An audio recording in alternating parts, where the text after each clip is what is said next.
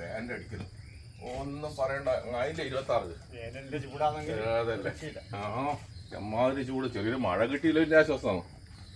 ഏട്ടാ നിങ്ങളെന്താ എങ്ങനെ അടിക്കുന്നത്? അതെ നിങ്ങൾ ലക്ഷ്മണൻ വന്നിട്ടില്ലേ? മാഞ്ഞാളം പറഞ്ഞോണ്ടിരിക്കും. പിന്നെ അഴിക്ക് തൽക്കാലം.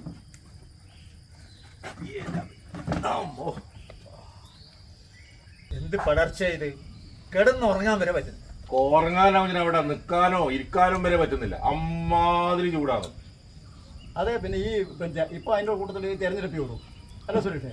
തെരഞ്ഞെടുപ്പ് ചൂട് അത് വേറൊരു കഥ.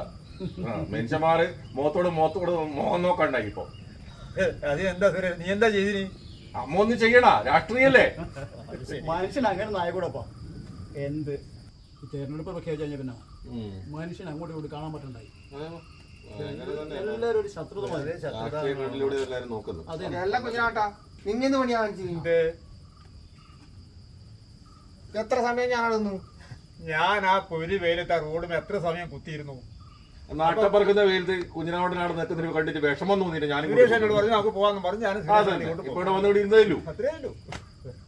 അല്ല പോയേട്ടാ, തെരഞ്ഞെടുപ്പ് പണിയൊന്നും ഇല്ലെന്ന്. പിന്നെ ഇല്ലേ ഈ വെയിലുണ്ട് എങ്ങനെ നടക്കല്? എന്റെ ലക്ഷണം നിങ്ങൾ വെയിലൊന്നും കൊടുത്തിട്ട് ഒരു കാര്യമില്ല പോയിട്ടാ.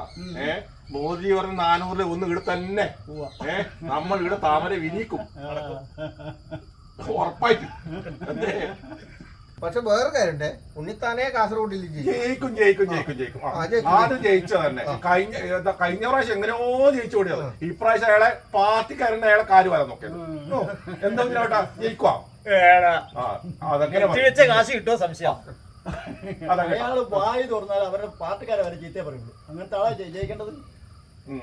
നടന്നെ എന്റെ ലക്ഷ്മണൻ, നിങ്ങൾ ആരിന് എന്ത് പറഞ്ഞാലും ഇക്കുറി കാസർഗോഡ് പാർലമെന്റ് മണ്ഡലത്തില് ബാലകൃഷ്ണ മാഷെ ജയിക്കും. എടാ കാളെ കൈവെക്കാൻ വേണ്ടിട്ട് ഒരാളെങ്കിലും വേണ്ട എന്റെ ലക്ഷ്മണ. കഴിഞ്ഞ പ്രാവശ്യം 5 വർഷക്കാല പാർലമെന്റിൽ എന്തൊക്കെ പ്രശ്നങ്ങൾ നടന്നു? ആരെങ്കിലും ഒരു അക്ഷരം മിണ്ടിയ? ആരാ പറഞ്ഞു മിണ്ടിട്ടില്ലാന്ന്?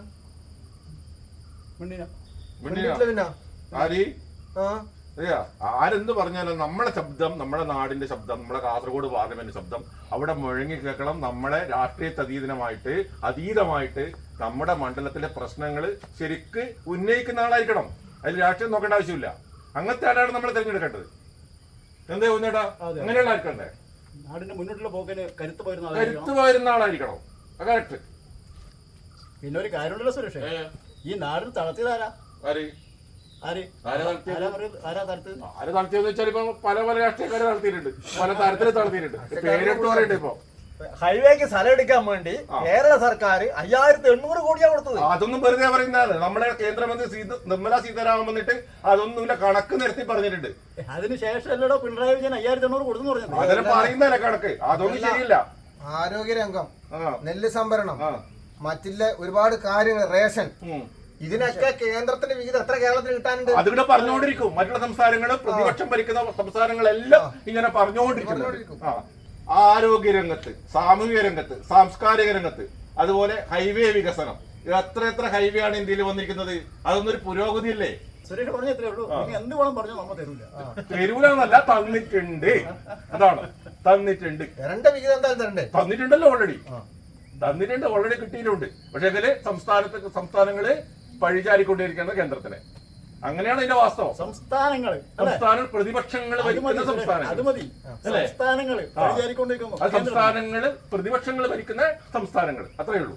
ലക്ഷക്കണക്കിന് തൊഴിൽ സാധ്യതയുള്ള റെയിൽവേയിൽ തൊഴിൽ നിരോധനം ഏർപ്പെടുത്തിയില്ലേ? വേലക്കയറ്റം പിടിച്ചു നിർത്തിയില്ലേ?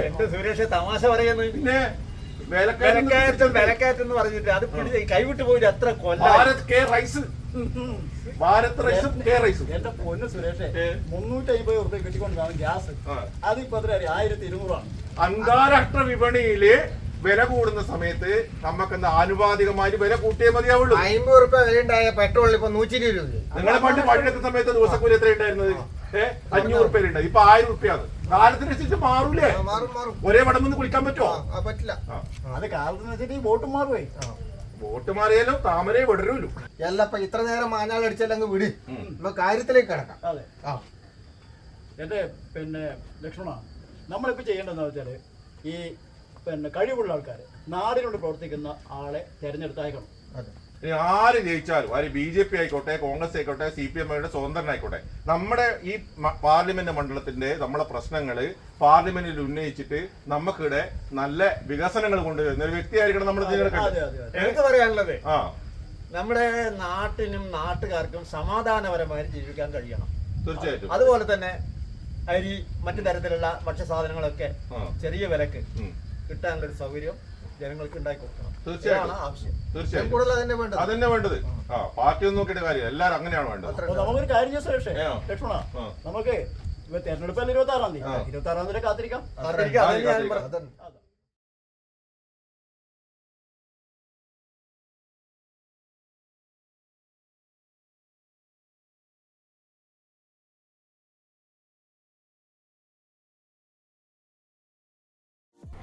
+2 പഠനം കഴിഞ്ഞില്ലേ?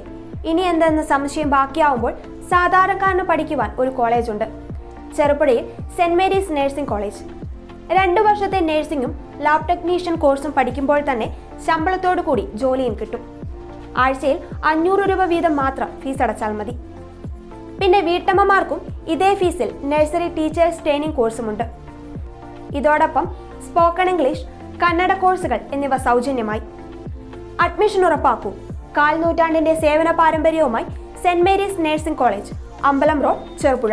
ഫോൺ 9947771550 9446007032 9847813409. Land phone 04985 200 228. ചുരുങ്ങിയ ചെലവിൽ ഹോസ്റ്റൽ സൗകര്യവും ലഭ്യമാണ്.